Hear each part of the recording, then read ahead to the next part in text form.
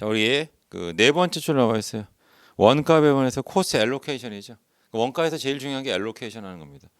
자, 집계한 원가지요. 제품 또는 부분 등 저 원가 대상의 합리적인 원가 유발 요인, 거기를 뭐라고 그러지? 원가 동인이죠.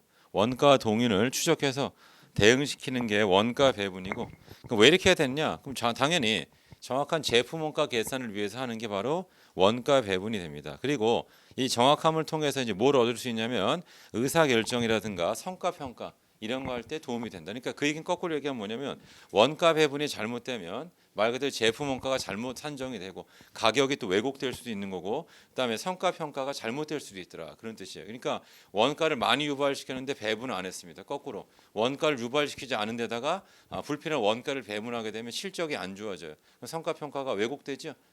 그래서 이런 것들을 막기 위해서 우리는 원가 배분을 잘 해야 된다, 이런 뜻이고, 그다음에 3번 원가 배분의 기준이 있는데 세 가지가 있어요. 인과관계, 수혜 기준, 부담 능력 기준이 있는데, 자 50페이지 가보세요. 자 50페이지 보시면 인과관계 기준이죠. 그래서 우리 시험에 나오는 대부분의 문제가 다 1번에 있는 인과관계입니다. 예를 들어 가지고 임차료는 면적이 넓으면 월세를 많이 내야 돼요. 그러니까 월세는 면적에 비례한다, 이런 개념이지. 이게 바로 인과관계. 자, 그다음에 3번부터 3번. 자, 부담 능력 기준인데 우리가 좀 전에 결합원가를 배웠죠. 결합원가 할 때 예를 들어서 판매가치법이다. 그게 바로 뭐예요?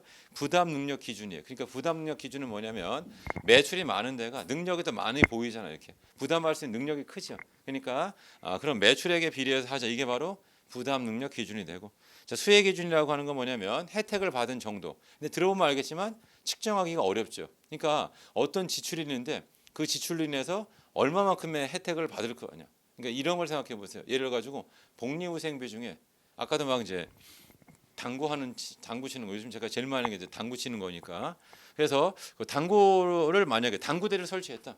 그럼 당구대에 대해서 이 당구비를 갖다 어떻게 배분할 거냐. 예를 들어서 회사에 보시면은 이제 부서가 여러 부서가 있을 거란 말이에요. 근데 과연 당구를 이제 누가 칠 거냐, 이거를 이제 수혜 같은 거를 측정하기가 사실은 상당히 좀 어렵다, 이런 뜻입니다. 그러니까 뭐 보통 부담 능력이라고 하는 건 뭐예요? 그러니까 예를 들어 가지고 뭐 자동차 사업부가 있는데 자동차도 뭐 산타페, 소나타, 아반떼 뭐 이렇게 등등 있으면 거기에서 매출액이라는 게 드러나 있으니까 우리 그냥 매출액에 비례해서 해보자. 아니면 뭐 종업원 수에 비례해서 당구비 발생하는 걸 배분하자. 이렇게 할 수 있습니다. 근데 수혜 기준을 써보자. 수혜 기준 누가 더 혜택을 많이 받았냐, 이런 것들을 다 일일이 측정하기 어렵다. 근데 그래서 그런 거 하려면 이용을 누가 했냐, 그걸 다 해야지. 그러면 이용을 많이 한 이제 부서, 그쪽 팀에서 이제 더 많이 해야 된다, 이런 개념으로 쓸 수 있겠습니다. 아무튼 그 세 가지가 있고 대부분은 다 몇 번에서 나와? 1번 아니면 3번에서 나온다, 이런 뜻입니다. 그래서 써놓으세요. 뭐는 안 되냐면 이런 말 나오면 틀려요. 재량적, 이런 건 안 된다. 재량적이라는 건 경영자 마음대로 그런 뜻이에요. 이렇게 하면은 안 된다. 그래서 배부 기준에서는 그거 하나 아시면 되고, 4번은 원가 배부 기준에 세분하죠. 세분이란 말에 동그라미 쳐보시고, 그냥 잘게 쪼가는 건데 우리가 앞에서 배웠었으면 뭐냐면 대충 하는 게 뭐예요? 공장 전체 배분율법. 조금 정밀하게 하는 게 뭐예요? 부문별 배분율법. 부문별로 제조관자비에 대한 배분율을 다시 써보죠. 그 다음에 가장 정밀한 게 ABC죠. 활동별로 각각 다른 걸 해보자, 이런 뜻입니다. 그게 바로 원가 배분 기준의 세분화가 된다. 그래서 마지막 문장만 보세요.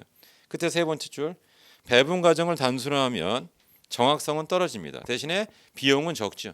그러니까 대충 하면 그런 뜻이에요. 이렇게. 그다음에 이걸 해야 돼요. 그 위에 문장, 배부 기준을 증가시키면 산출 비용이 증가하죠. 대신에 원가는 정확하죠. 그래서 적절하게 하라. 그러니까 그 얘기 뭐냐면 금액이 얼마 안 되면 대충 하고, 금액이 크고 중요하면 어떻게 한다? 상세하게 해야 된다라고 하는 게 결론이 되겠습니다.